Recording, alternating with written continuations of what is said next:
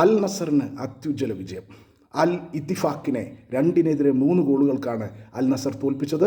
കളിയുടെ 12ാമത്തെ മിനിറ്റിൽ അൽ നസറുടെ ഗോളി ബെൻഡോ ചുവപ്പ് കാർഡ് കണ്ട് പുറത്തായി. റഫറി സ്ട്രെയിറ്റ് ചുവപ്പ് കാർഡ് കാണിക്കുകയായിരുന്നു. മൂസ ഡംബലയെ ഫൗൾ ചെയ്തതിനുള്ള റെഡ് കാർഡായിരുന്നു. എന്തായാലും അതോടെ 10 ചുരുങ്ങിയ അൽ നസറിനെതിരെ ഇടവേളയ്ക്ക് മുമ്പ് 2 ഗോളാണ് അൽ ഇത്തിഫാക്ക് അടിച്ചു കയറ്റിയത്. ഇടവേളയ്ക്ക് പിരിഞ്ഞതിന് ശേഷം ഇടവേള കഴിഞ്ഞ് തിരിച്ചു വന്നപ്പോൾ അൽ നസറിന് അവരുടെ സൂപ്പർ താരം ക്രിസ്ത്യാനോ റൊണാൾഡോയെ പുറത്തിരുത്തേണ്ടി വന്നു, സബ്സ്റ്റിറ്റ്യൂട്ട് ചെയ്യേണ്ടി വന്നു. ഇടവേള വരെ മാത്രമേ ക്രിസ്ത്യാനോ റൊണാൾഡോ കളിച്ചുള്ളൂ. എന്തായാലും പിന്നീട് അങ്ങോട്ട് 74ാമത്തെ മിനിറ്റിൽ സാദിയോ മാനെ ആദ്യ ഗോളടിച്ചു അൽ നസറിൻ്റെ. 77ാമത്തെ മിനിറ്റിൽ വീണ്ടും ഒരു ഗോൾ കൂടി അൽ നസർ അടിച്ചുകൂട്ടി. ഒടുക്കം ഇഞ്ചുറി ടൈമിൻ്റെ 1ാമത്തെ മിനിറ്റിൽ തന്നെ സാദിയോ മാനെ 3ാമത്തെ ഗോളടിച്ച് അൽ നസറിനെ വിജയിപ്പിച്ചു.